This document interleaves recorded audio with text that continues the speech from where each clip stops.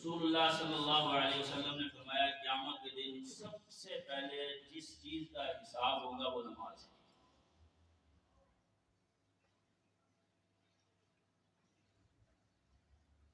تو اس سے یہ بات معلوم ہوتی ہے کہ ہمیں سب سے زیادہ نماز کی فکر کرنی چاہیے،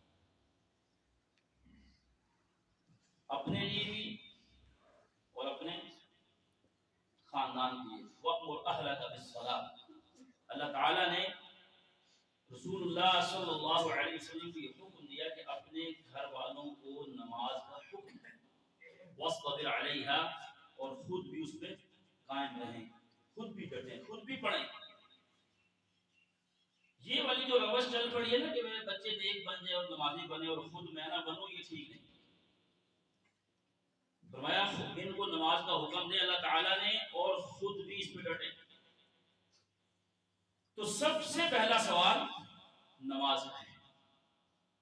ابن حبان میں ایک حدیث ہے، رسول اللہ صلی اللہ علیہ وسلم نے فرمایا لَتَدْخُلَنَّ عُرَى الْإِسْلَامِ عُرْوَةً عُرْوَةً، اسلام کی مثال ایک زنجیر کی ہے۔ سنگل جس سے ہم جانور کو باندھتے ہیں اس کو زنجیر کہتے ہیں، اس کی کڑیاں ہوتی ہیں، ایسے کڑی کے اندر کڑی پروئی ہوتی ہے۔ سونے کی زنجیر جو خواتین پہنتی ہیں یا چاندی کی زنجیر یا یہ سنگل جسے آپ کہہ رہے ہیں، کڑیاں ہوتی ہیں۔ تو فرمایا یہ اسلام کی جو کڑیاں ہیں وہ ایک ایک کر کے ٹوٹیں گی، ایک کڑی ٹوٹے گی، لوگ دوسری کو مضبوطی سے پکڑ لیں گے، یہ نہ آپ جانے پائیں، پھر وہ بھی ٹوٹ جائے گی، پھر تیسری کو پکڑ لیں گے۔ اس طرح ایک ایک کر کے اسلام کی کڑیاں ٹوٹتی جائیں گی حتیٰ کہ پورا سنگل زنجیر ٹوٹ جائے گی۔ تو اسلام کی جو مثالیں ہیں وہ بہت گہری ہیں۔ رسول اللہ صلی اللہ علیہ وسلم کی مثالیں بے جاتی ہیں، یہ ایگزامپل جو ہے ان پہ بہت زیادہ غور کرنا چاہیے۔ اس سے ایک بات تو یہ معلوم ہوتی ہے کہ اسلام کسی ایک بات کا نام نہیں ہے۔ جیسے پوری زنجیر میں کوئی ایک کڑی تو نہیں ہوتی، کڑیاں ہوتی ہیں، پھر ہی زنجیر بنتی ہے۔ تو اسلام کسی ایک بات کا نام نہیں ہے۔ جب ایک بات کا نہیں ہے تو پھر یہ کم بھی ہوتا ہے، زیادہ بھی ہوتا ہے۔ ایمان کبھی بندے کا بہت اچھا ہوتا ہے۔ 8 آیات قرآن مجید کے اندر اس بات کے اوپر ہیں کہ ایمان بڑھتا ہے، ایمان کم ہوتا ہے۔ اعمال اچھے ہوں گے ایمان اچھا ہو جائے گا، اعمال خراب ہوں گے، کم ہوں گے، گناہوں میں چلا جائے گا تو ایمان کم ہو جائے گا، کمزور ہو جائے گا، ڈاؤن ہو جائے گا، نیچے چلا جائے گا اس کا گراف۔ تو فرمایا جو سب سے پہلی کڑی ٹوٹی گی اسلام کی، جو سب سے پہلی جو کڑی ہے نا زنجیر میں سے جو سب سے پہلے ٹوٹے گی وہ کیا کون سی ہے؟ فرمایا الحکم، فیصلے۔ لوگ اللہ اور اس کے رسول صلی اللہ علیہ وسلم کے فیصلوں کو نہ پسند کریں گے، نہ ان پہ خوش ہوں گے، نہ تسلیم کریں گے۔ فیصلے کرنے کا اختیار ہر کسی کو ہے، اس کا دائرہ مختلف ہے۔ صرف جج کو فیصلہ کرنے کا اختیار نہیں ہے، یا ایس ایچ او کو نہیں ہے، یا کسی اور کو نہیں، بلکہ فیصلہ کرنے کا اختیار ہر کسی کو ہے۔ کسی کو صرف اپنے جسم کا ہے، کسی کے پاس ایک کمپاؤنڈ ہے جس میں وہ اس کے 3 بچے اور اس کی ایک بیگم رہتی ہے، کسی کے پاس جو ہے وہ اس سے زیادہ ہوگا، لیکن اختیار ہر کسی کے پاس ہے۔ اب حال یہ ہے کہ ہم جب بھی برستے ہیں، جب بھی بولتے ہیں، جب بھی جو ہے وہ گفتگو کرتے ہیں تو یہی کہیں گے کہ اس نے یہ فیصلہ صحیح نہیں کیا، یہ نظام۔ بھائی یہ بات ایک طرف رکھیں، فی الحال جو رب کریم نے تمہیں اختیار دیا ہے آپ نے اس میں کتنے صحیح فیصلے کیے ہیں، خوشی میں، غمی میں، معاملات میں، کاروبار میں، وہ تو میرا اختیار ہے۔ کسی بندے نے آ کے مجھے مجبور نہیں کیا کہ آپ جو ہے وہ اپنی خوشی اس طرح کرو، غمی یہ میری اپنی خواہش، اپنی چاہت ہوتی ہے اور میں لگاتا دوسروں کو۔ فیصلے تسلیم نہیں کریں، اس کا نقصان کتنا ہے آپ دیکھ رہے ہیں کہ جب فیصلہ صحیح نہیں ہوگا، میرٹ پر نہیں ہوگا، عدل پر نہیں ہوگا، تو ایک باپ کی اولاد بھی اپنے باپ کے خلاف ہو جاتی ہے، کہتے ابو اچھا نہیں ہے۔ وہ کیسے کہتے ہیں بسا اوقات اولاد واقعتاً بے رحمی کا شکار ہوتی ہے، لیکن اکثر و بیشتر والدین اپنی اولاد کے ساتھ ناانصافی کر کے اولاد سے جو ہے وہ یہ کلمات وصول کرتے ہیں، کہتے ہیں دیکھو ابو نے اس کو سارا کچھ دے دیا، اس کی ہر بات پوری ہو رہی ہے، وہ جو کہتا ہے اس کو مل جاتا ہے۔ یہ چیزیں آہستہ آہستہ اس کے دل کو دور کرتی ہیں، گرا بنتی جاتی ہے۔ پھر وہ باہر نکل کے لوگوں کو کہتا ہے یار میرے کو سمجھاؤ، لوگ کہتے ہیں یار تو اتنا بدتمیز ہے۔ جب آپ فیصلہ کریں پہلے نمبر پہ تو فیصلے کو کبھی ہاتھ میں نہ لیں، یہ بڑا مشکل کام ہے۔ اگر کہیں لینا پڑ جائے، لینا پڑے گا، تو پھر فرمایا رسول اللہ صلی اللہ علیہ وسلم نے اس امت کے جو سب سے بڑے قاضی تھے، اس امت کے سب سے بڑے قاضی علی رضی اللہ تعالی، فرمایا اللہم علی، میری امت کا سب سے بڑا قاضی، فیصلوں کو سمجھنے والا وہ علی ہے رضی اللہ عنہ۔ ان کو کہا تھا یا علی لا تقضین بین الاثنین حتی تسمع کلام الاخر، دو بندوں کے درمیان فیصلہ نہیں کرنا اس وقت تک جب تک دوسرے کی بات بھی سن لیتے۔ 99% لوگ یہ غلطی کر رہے ہیں، ایک بندے نے جا کے کان بھاگ دیے بس اسی کے ہوئے، نہیں اگلا بندہ جو بھی کہتا رہے اس کی سنتے ہی نہیں پہلے تو۔ بھئی اگر آپ کو فیصلہ کرنے کا اتنا شوق ہے تو دوسرے کو بھی تو سنو، اس کی رائے بھی لیں، وہ اپنی جو ہے وہ آپ کو ڈیٹیل دینا چاہ رہا ہے، اپنی صفائی میں کچھ کہنا چاہتا ہے، سنیں اس کو بھی۔ تو میرے عزیز بھائیو، یہ باہر جا کے جب وہ بیٹا اپنے باپ کے خلاف بات کرے گا نا تو لوگ اس کو کہیں گے تجھے شرم نہیں آتی، تو کیسی باتیں کر رہا ہے باپ کے خلاف؟ لیکن آپ اس کو جب سنیں گے تو سمجھ آئے گی کہ باپ نے 10 مرلے کا سارا ہی اچھا خاصا مکان گلبرگ کا ایک کو دے دیا، تو یہ بیچارہ تھڑے پہ آ گیا، یہ کہاں جائے؟ کچھ دن پہلے ایک لڑکا آیا، کہتا جی میرے ابو کو سمجھاؤ، وہ بڑا اچھا بندہ ہے نا آپ کی نظر میں، بڑا دیندار ہے، خرچ بھی کرتا ہے، تعاون بھی کرتا ہے۔ میں نے کہا کیا سمجھائیں اس کو؟ اس نے کہا جو اس نے یہ عجیب سی تقسیم کر دی ہے اور میں بالکل جو ہے وہ فارغ ہو گیا ہوں۔ تو فیصلے کرنے کا اختیار سب کو ہے، لیکن کسی کا اختیار بڑا ہے، کسی کا اختیار چھوٹا ہے، کسی کا اختیار کتنا ہے، کسی کا کتنا ہے۔ رسول اللہ صلی اللہ علیہ وسلم نے فرمایا کہ سب سے پہلے جو اسلام کی کڑی ٹوٹے گی وہ یہ ہے کہ لوگ اللہ اور اس کے رسول صلی اللہ علیہ وآلہ وسلم کے فیصلوں کو تسلیم نہیں کریں گے، دل کی خوشی تسلیم کرنا ہے۔ فلا وربک لا یؤمنون حتی یحکموک فیما شجر بینہم ثم لا يجدوا في انفسهم حرجا مما قضيت ويسلموا تسلیما۔ فرمایا اللہ تعالیٰ نے یہاں پہ اپنے رب ہونے کی قسم اٹھائی ہے، کہا اے محمد تیرے رب ہونے کی قسم ہے صلی اللہ علیہ وسلم، یہ لوگ اس وقت تک کامل مومن نہیں بن سکتے، نہیں بن سکتے، ایمان والے کہلا نہیں سکتے جب تک اپنے تمام معاملات میں، جھگڑوں میں، میاں بیوی کا ہو، بھائی بھائی کا ہو، برادری کا ہو، مسجد کا ہو، جب تک آپ کو آخری فیصل تسلیم نہیں کرتے، یعنی آپ کے فیصلے کے بعد اپنے دل میں کوئی تنگی محسوس نہیں کرتے، ثم لا یجدوا، پھر نہیں پاتے، فی انفسہم، اپنے دلوں میں، حرجا، کوئی تنگی، مما قضیت، جو آپ نے فیصلہ کیا۔ اچھا ہم سمجھتے ہیں شاید یہ صحابہ کے بارے میں رضی اللہ عنہ، نہیں، رسول اللہ صلی اللہ علیہ وسلم کے فیصلے موجود ہیں نا۔ جب ہم آپ کے بتائے ہوئے دین پر عمل کر رہے ہیں، آپ نے جتنا ہمیں جیسے کہا، ہم نماز پڑھ رہے ہیں، تحیات پڑھ رہے ہیں، روزہ رکھ رہے ہیں، افطار کر رہے ہیں، بیت اللہ کے ساتھ چکر لگا رہے ہیں، وہ کیوں لگا رہے ہیں؟ کیونکہ رسول اللہ صلی اللہ علیہ وسلم نے بتایا۔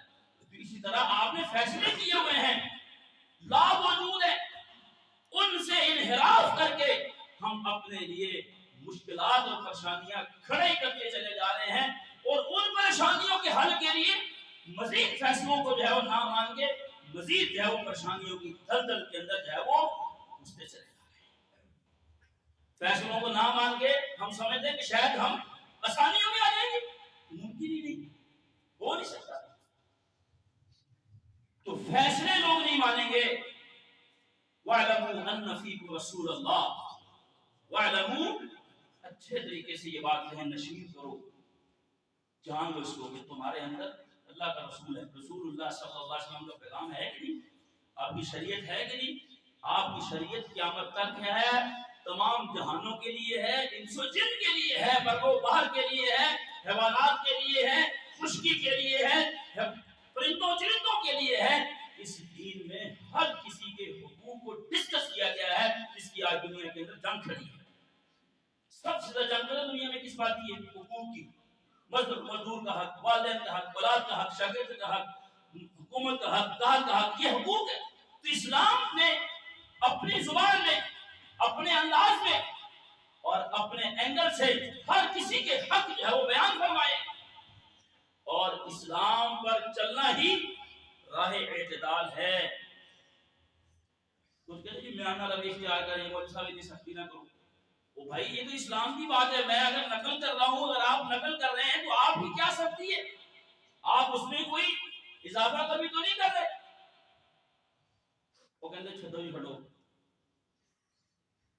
اتنی بھی سختی نہیں اسلام۔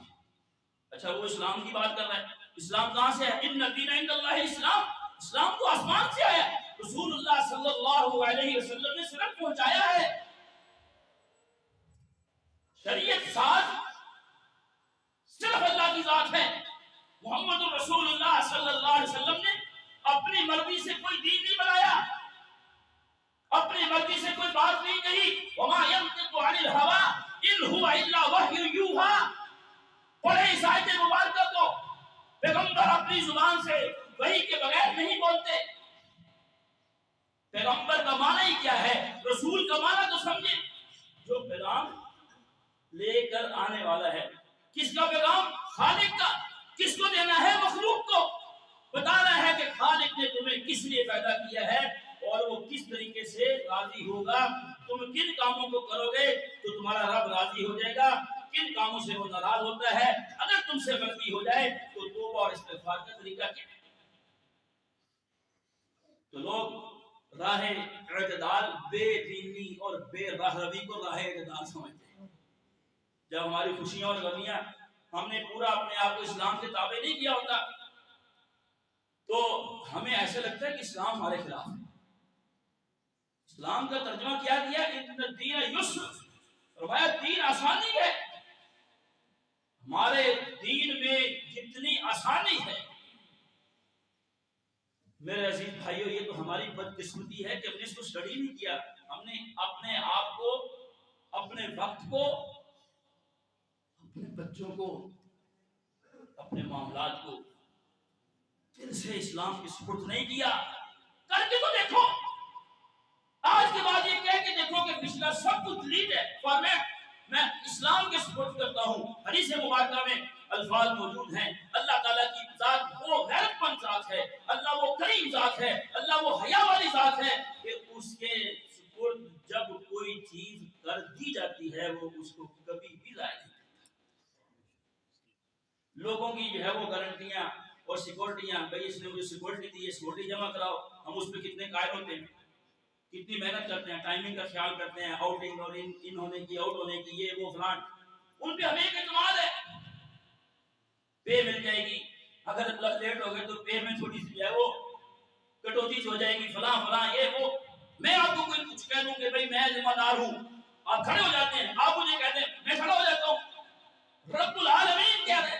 زمین و آسمان کو پیدا کر کے چلانے والا، بنانے والا، کھڑا رکھنے والا، وہ کہتا ہے کہ تم اگر میرے سپورٹ کرو گے تو میں تمہاری کسی چیز کو بھی ضائع نہیں کروں گا۔ کر کے دیکھیے۔ تو میرے عزیز بھائیوں، اسلام کے جتنے بھی فیصلے ہیں یہ اعتدال کے فیصلے ہیں، یہ بیلنس فیصلے ہیں، ڈس بیلنسنگ نہیں ہے اس میں۔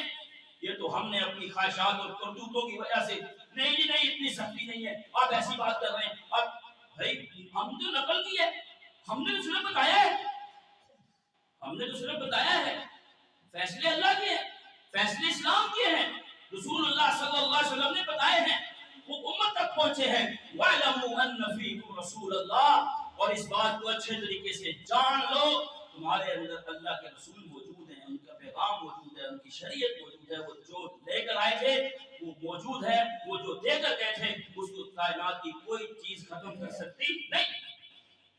آپ نے فرمایا میں تمہیں ایک ایسی واضح راستہ پہ چھوڑ کے جا رہا ہوں جس کے دن بھی روشن ہیں، جس کی راتیں بھی روشن ہیں۔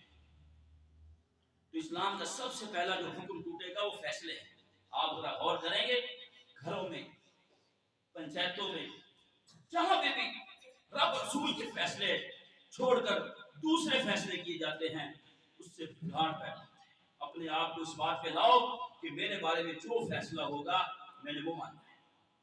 اور سب سے آخری حکم جو ٹوٹے گا اسلام کا، آخری جو کڑی ٹوٹے گی، پہلا جو کڑا ٹوٹے گا اسلام کا وہ فیصلے ہیں، اور آخری جو زنجیر کی جو کڑی ٹوٹے گی فرمایا وہ نماز ہے۔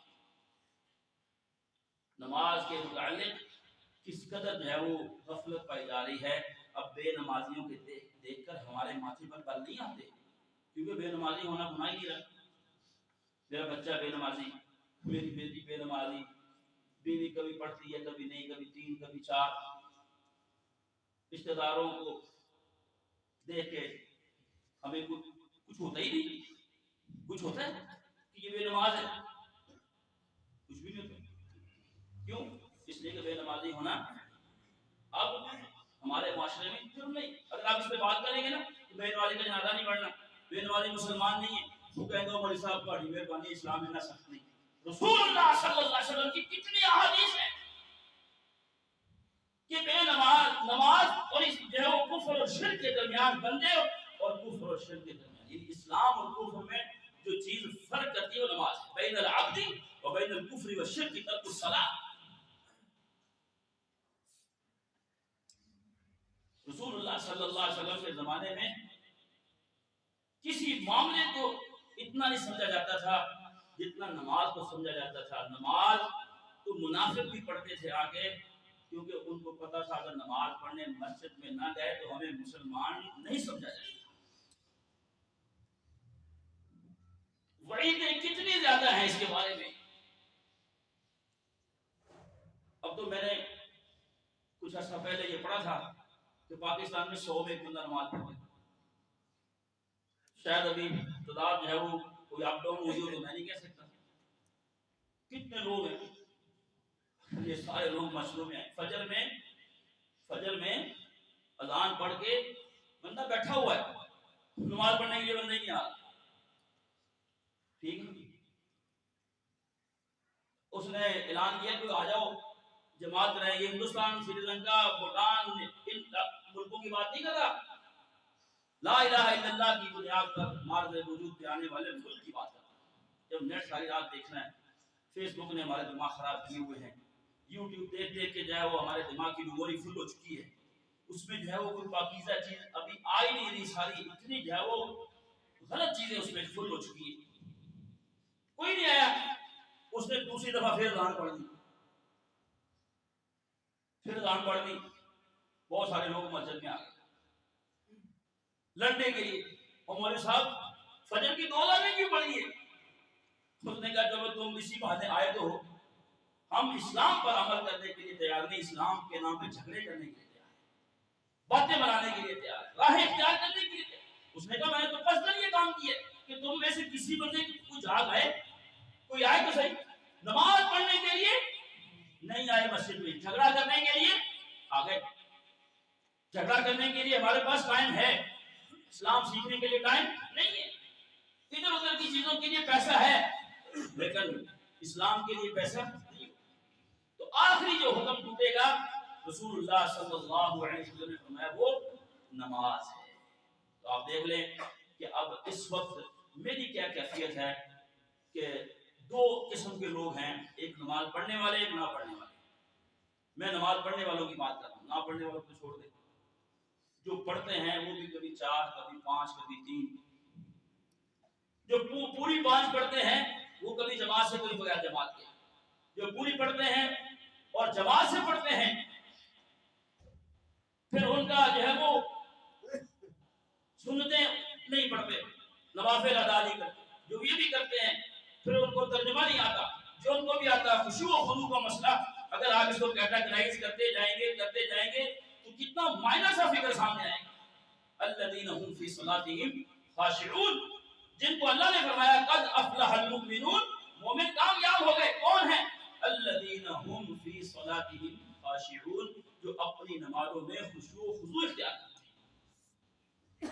اس معیار کے اگر ہم ڈھونڈیں گے تو بڑا چھوٹا سا فکر سامنے آئے گا۔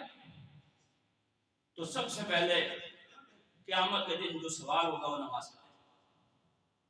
نمازی بنو، نماز بے حیائی سے روکتی ہے، برے کاموں سے روکتی ہے، نماز دل کا سکون ہے، آنکھوں کی ٹھنڈک ہے، نماز پڑھنے سے جو خیر و برکات ملتی ہیں وہ میرے عزیز بھائیوں یہ کسی بھی چیز میں نہیں ہے۔ اسی لیے اللہ تعالیٰ نے اتنا بڑا خلاصہ بیان کیا کہ ان الصلاۃ تنہی عن الفحشاء والمنکر، نماز بے حیائی سے بھی روکتی ہے اور ہر گناہ سے روکتی ہے۔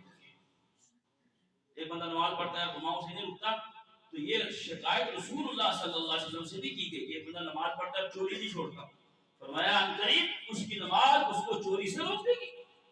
ہم یہ جملے نہ کہیں کہ تیرے نماز پڑھنے کی فائدہ، یا ہم جذبے میں آگے غصے میں آگے کبھی اپنے بچے کو، کبھی بھائی کو، کبھی مقتدی کو، کبھی کوئی اور غصہ نکالنے کے لیے کہہ دیتے ہیں کہ تمہاری نماز کا کیا فائدہ، تم تو جھوٹ بولتے ہو۔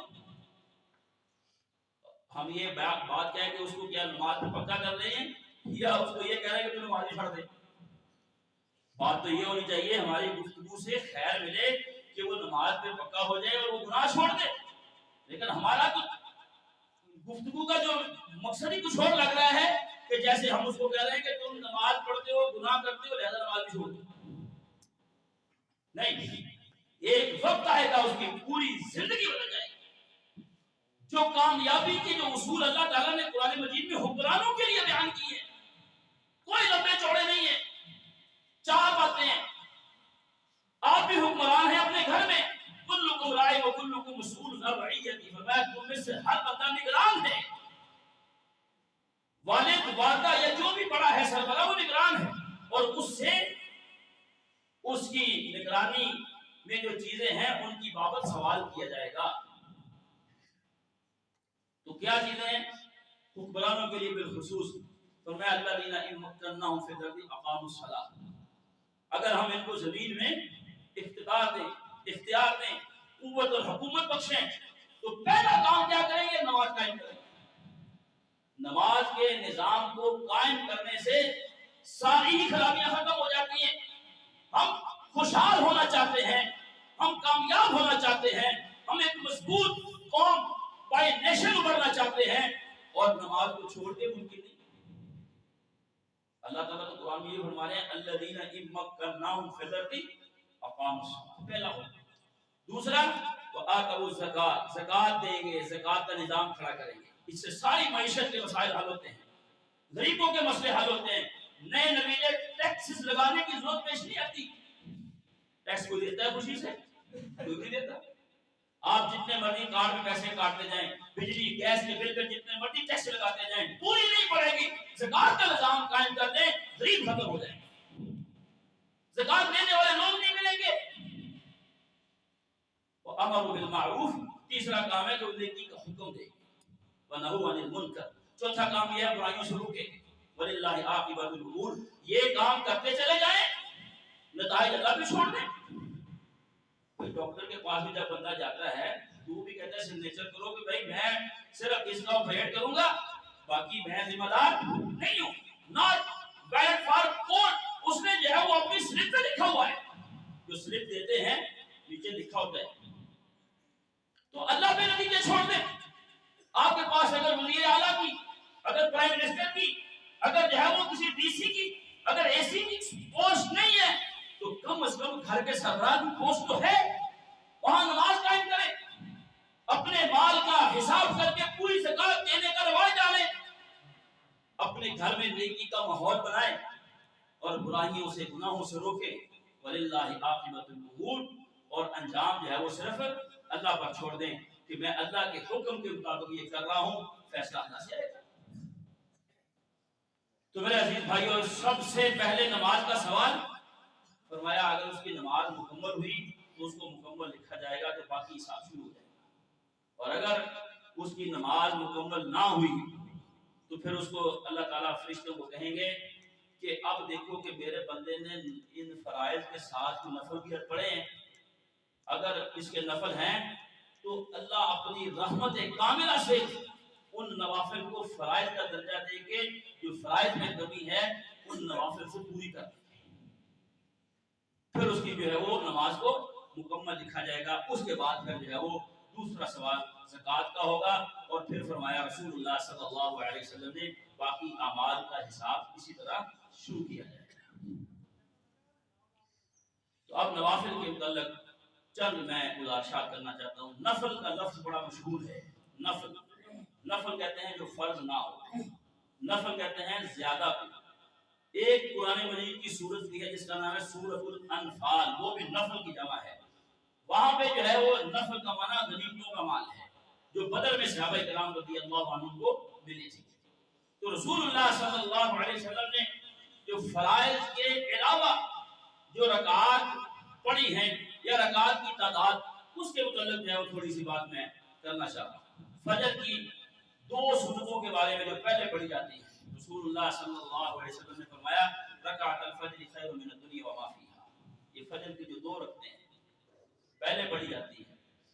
اگر پہلے نہیں پڑھ سکا، مسجد میں آئے ہیں، جماعت کھڑی ہے، تو پھر سنتے شروع نہ کریں، نہ برآمدے میں نہ پیچھے، بلکہ جماعت میں مل جائیں۔ رسول اللہ صلی اللہ علیہ وسلم نے فرمایا جب فرض نماز کھڑی ہو تو پھر کوئی نماز نہیں ہوتی سوائے اس نماز کی جو کھڑی ہے۔ تو یہ جو بات کہی گئی نا کہ آپ پیچھے پڑھیں یا اس جگہ پہ کھڑے ہو کے پڑھیں جہاں پہ آپ کو آواز نہ آئے امام کی، تو یہ مسئلہ غلط ہے۔ جب مسجد میں آئے ہیں، جماعت کھڑی ہے، تو کوئی نماز شروع کرنے کی اجازت ہی نہیں۔ اگر نماز شروع کی ہے، ایک رکعت پڑھ لی ہم نے، ادھر سے جو ہے وہ اس نے کہہ دیا اللہ اکبر اللہ اکبر، تکبیر، اقامت شروع ہو گئی، تو اپنی نماز کو وہیں پہ سٹاپ کر لیں، ختم کر دیں۔ اس کو دو طریقے ہیں، ایک جیسے آپ رکوع میں تو بس چھوڑ کے شامل ہو جائیں، دوسرا یہ کہ آپ سلام نہیں پھیر سکتے۔ تو یہ دو رکعتیں رسول اللہ صلی اللہ علیہ وسلم نے ہلکی پڑھی ہیں، سفر میں بھی نہیں چھوڑی۔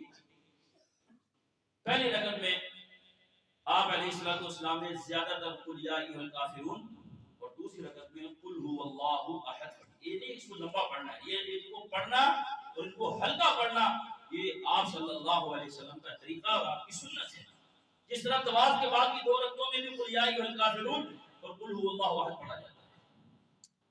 اس کے بعد ہے وہ اگر ایک بندہ آیا اور اس نے نماز پڑھ لی، اب وہ فجر کی سنتیں کب ادا کرے، پہلی جو رہ گئی اس کی نماز پڑھنے کے فوراً بعد ادا کر لے۔ اگر کوئی لیٹ کرنا چاہتا ہے تو سورج نکلنے کے بعد بھی ادا کر سکتا ہے، لیکن صحیح اس کا یہی راجح طریقہ یہ ہے کہ فجر کی نماز پڑھنے کے بعد ایک صحابی پھر نماز پڑھ رہے تھے، تو آپ علیہ السلام نے فرمایا کہ یہ فجر کی رکعتیں کو 4 پڑھ رہا ہے، یعنی میری 4 فرض ہیں فجر کے، فرض تو ہو گئے، فرضوں کے بعد سورج نکلنے تک کوئی نماز نہیں ہے۔ جب فرض پڑھ لیے پھر کوئی نماز نہیں ہے، اسی لیے آپ نے حیرت سے پوچھا کہ کیا یہ فجر کے 4 فرض پڑھ رہا ہے؟ فرض تو پڑھ لیا، اب یہ کیا پڑھ رہا ہے؟ تو اس نے کہا وہ پہلے والی سنتیں میں نے ادا نہیں کی تھی۔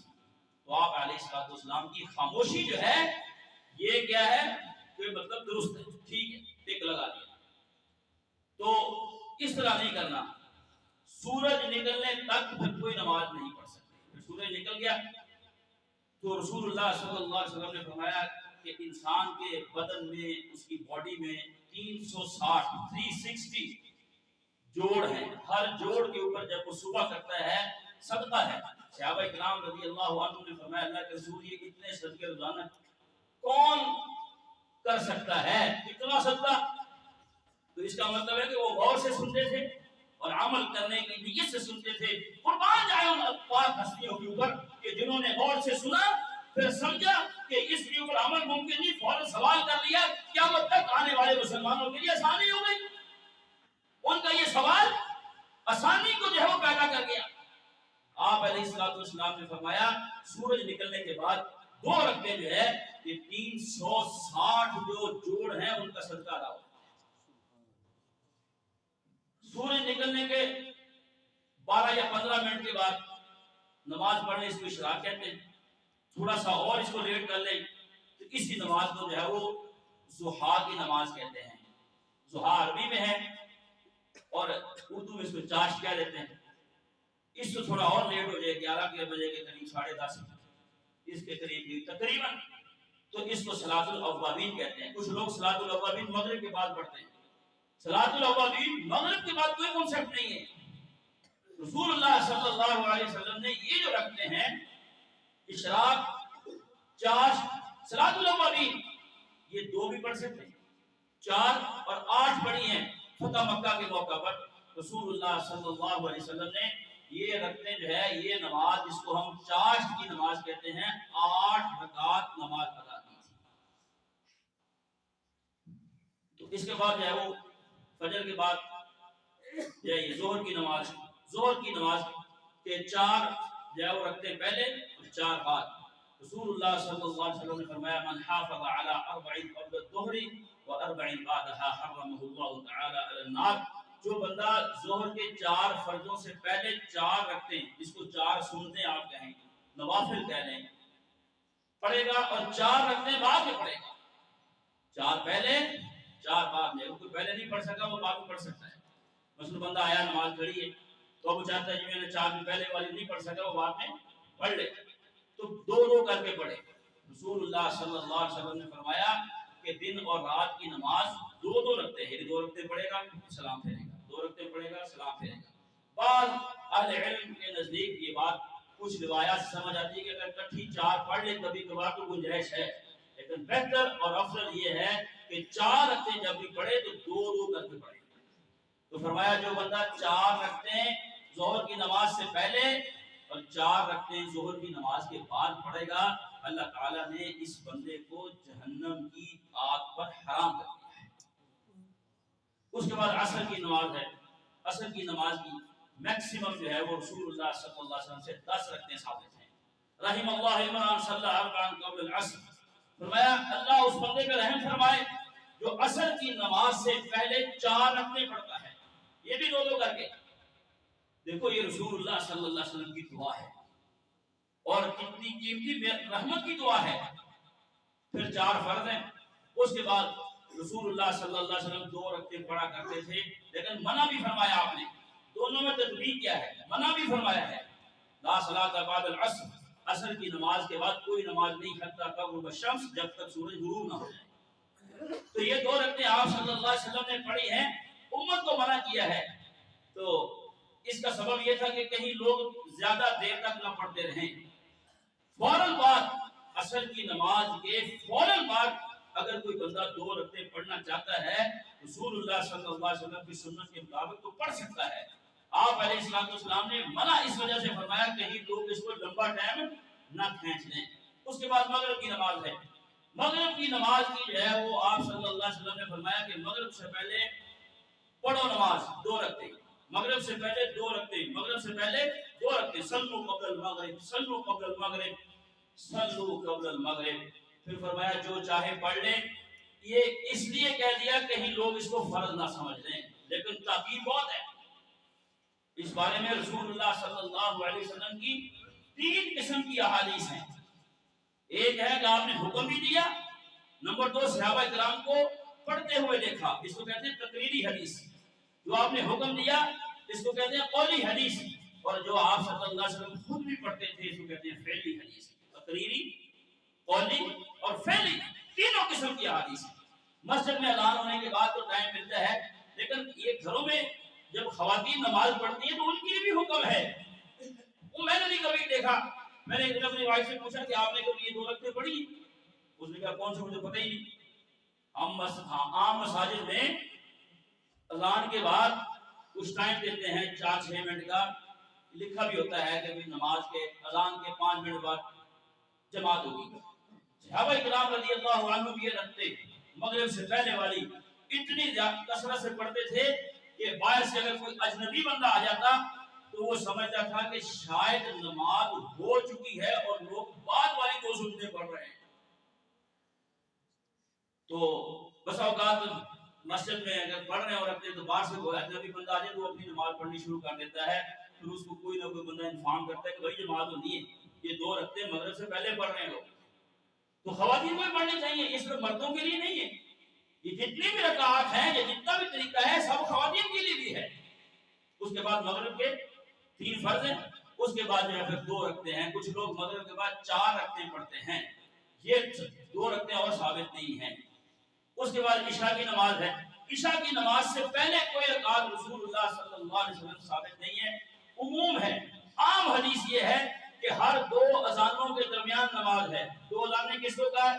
ایک اذان کو ایک اقامت. اس میں 2 رکعتیں آپ پڑھ سکتے ہیں، یا جس کو آپ کہہ سکتے ہیں کہ یہ سنتیں ہیں جو رسول اللہ صلی اللہ علیہ وسلم نے پڑھی ہے. زور سے پہلے 4، زور کے بعد 4، عصر سے پہلے 4، مغرب کے بعد 2. اس طرح عشاء سے پہلے کوئی رکعت آپ صلی اللہ علیہ وسلم سے مخصوص ثابت نہیں ہے. عشاء کے پھر 4 فرض ہیں. اس کے بعد 2 رکعتیں رسول اللہ صلی اللہ علیہ وسلم پڑھا کرتے تھے. حدیث میں آتا ہے، آپ نے فرمایا جو بندہ دن اور رات میں 12 رکعتیں پڑھتا ہے بغیر فرض کے، اللہ تعالیٰ جنت میں اس کے لیے ایک محل بنا دیتے ہیں. بن اللہ لہ بیتا فی الجنہ. وہ کس طرح؟ تو 12 رکعتیں، 2 فجر سے پہلے، 4 ظہر سے پہلے 6، 2 ظہر کے بعد 8، اور 2 مغرب کے بعد 10، اور 2 عشاء کے بعد 12. پھر اس کے بعد جو ہے وہ رسول اللہ صلی اللہ علیہ وسلم گھر میں جا کے عشاء کے بعد 4 رکعتیں پڑھا کرتے تھے. عبداللہ بن مسعود رضی اللہ تعالیٰ فرماتے ہیں، عبداللہ بن عمر رضی اللہ تعالیٰ عنہ فرماتے ہیں، اور سیدہ عائشہ رضی اللہ تعالیٰ عنہ فرماتی ہیں. یہ 3 صحابہ سے یہ بات منقول ہے. عبداللہ بن عمر، عبداللہ بن مسعود اور سیدہ عائشہ رضی اللہ عنہا، وہ فرماتے ہیں کہ رسول یہ جو ہے 4 رکعتیں جو عشاء کی نماز کے بعد ہیں، یہ ایک ہی سلام کے ساتھ پڑھنی ہے. جیسے عشاء کے 4 فرض پڑھے ہیں، عشاء کے 4 فرض کیسے پڑھتے ہیں؟ 2 رکعتیں پڑھ کے تشہد بیٹھتے ہیں، پھر کھڑے ہو جاتے ہیں، سلام نہیں نہ پھیرتے. اسی طرح پڑھنی یہ 4 رکعتیں، اس میں سلام نہیں ہے. لیس فیہن تسلیم.